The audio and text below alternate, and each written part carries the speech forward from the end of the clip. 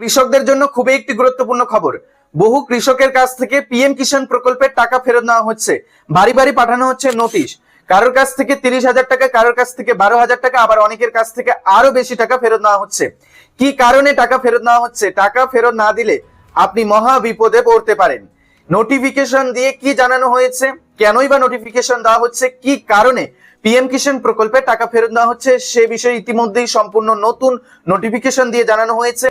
কোন ব্যাংকে টাকা পাঠাতে হবে সরকারি ব্যাংক পর্যন্ত দেওয়া হয়েছে। আপনিও যদি পিএম কিষাণ প্রকল্পের টাকা পেয়ে থাকেন, তাহলে আপনাকেও কি পিএম কিষাণ প্রকল্পের টাকা ফেরত দিতে হবে?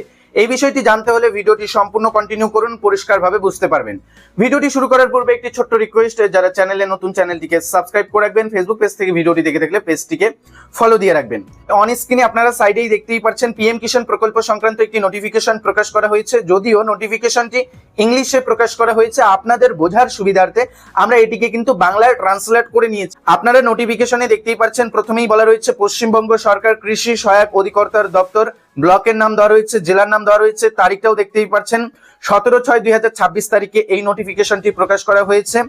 যার নামে নোটিফিকেশনটি এসেছে তার সমস্ত বিবরণ দেওয়া রয়ে থাকবে। তাছাড়াও বিষয়ে কিন্তু এখানে স্পষ্ট করে বলা রয়েছে প্রধানমন্ত্রী কিষাণ সম্মান নিধির তহবিল ফেরত বিষয় সংক্রান্ত নোটিফিকেশন। দেখুন, বলা রয়েছে এত দ্বারা জানানো যাচ্ছে যে আপনি নিম্নলিখিত বিবরণ অনুযায়ী অযোগ্য কৃষক, আয়কর প্রদানকারী কৃষক, ভুল অ্যাকাউন্টের সুবিধাভোগী হিসেবে চিহ্নিত এবং প্রধানমন্ত্রী কিষাণ সম্মান নিধি প্রকল্পের একজন অযোগ্য কৃষক হিসেবে বিবেচিত। উপভোক্তার তথ্যের প্রেক্ষিতে 12,000 টাকা এই কৃষককে ফেরত দেওয়ার জন্য অনুরোধ করা হচ্ছে। এক একটি কিস্তিতে 2,000 টাকা করে পেয়েছিল পিএম কিষাণ প্রকল্প থেকে। অনুগ্রহ করে 7 দিনের মধ্যে নিম্নে উল্লেখিত যে কোনো অ্যাকাউন্টে ব্যাংক ট্রান্সফারের মাধ্যমে ফেরত পাঠান। ব্যাংক লেনদেনের চার্জ যদি থাকে তা আপনাকে বহন করতে হবে। তো আপনারা দেখতেই পারলেন, কৃষকদের নোটিশ দিয়ে জানানো হচ্ছে যে তাদেরকে পিএম কিষাণ প্রকল্পের টাকা ফেরত দিতে হবে। যারা অনিয়মভাবে টাকা নিয়েছেন, নির্দিষ্ট সরকারের ব্যাংক অ্যাকাউন্টে এই টাকা ফেরত দিতে হবে।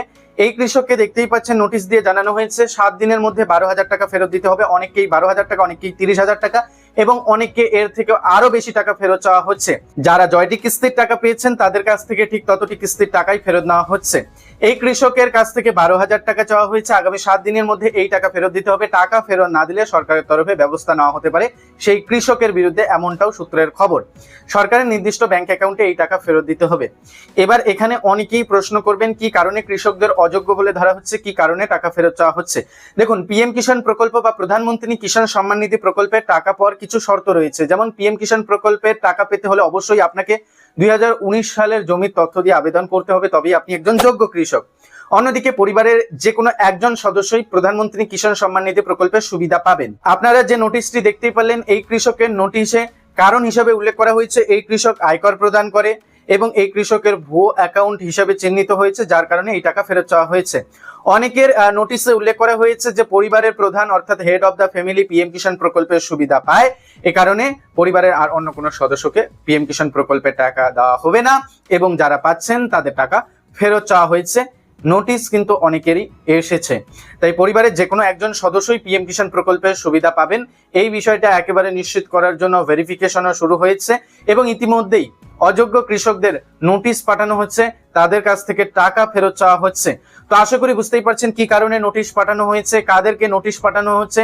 পরিবারের যে কোনো একজন সদস্যই পিএম কিষাণ প্রকল্পের সুবিধা পাবেন। জমি সংক্রান্ত তথ্যে যাদের ভুল রয়েছে, যারা গরমিল তথ্য দিয়ে এতদিন টাকা পেয়ে আসলেন, তাদেরগুলো আবারও ভেরিফাই করে তাদের সত্যতা যাচাই করার পর তাদের টাকা দেওয়া হবে। আর যারা অযোগ্যভাবে টাকা নিয়ে আসছেন তাদের টাকা ফেরত দেওয়া হবে।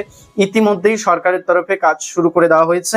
নির্দিষ্ট একটি সময় দেওয়া হচ্ছে, নির্দিষ্ট ব্যাংক অ্যাকাউন্টে সরকারের কাছে সেই টাকা ফেরত দিতে হবে। এই বিষয়ে ইতিমধ্যেই নোটিশ দেওয়া হচ্ছে। তো আজকের এই ভিডিওতে আপনাদের এটাই আপডেট জানানো ছিল যে পিএম কিষাণ প্রকল্পে টাকা ফেরত নেওয়া হচ্ছে, কি কারণে ফেরত নেওয়া হচ্ছে, কাদেরকে নোটিশ পাঠানো হচ্ছে, কি উদ্দেশ্যে নোটিশ পাঠানো হচ্ছে, A to Z বিস্তারিত আপডেট আপনাদেরকে জানিয়ে দিলাম। এই বিষয়ে আরো কোনো কিছু জানার থাকলে কমেন্ট করতে পারেন, সঙ্গে সঙ্গে সেই কমেন্টের উত্তর পেয়ে যাবেন। চ্যানেলে যারা নতুন, চ্যানেলটিকে সাবস্ক্রাইব করে রাখবেন, ফেসবুক পেজ থেকে ভিডিওটি দেখে থাকলে পেজটিকে ফলো দিয়ে রাখবেন। আমাদের এই ভিডিওটি এই পর্যন্ত দেখে আসার জন্য প্রত্যেককে অসংখ্য অসংখ্য ধন্যবাদ।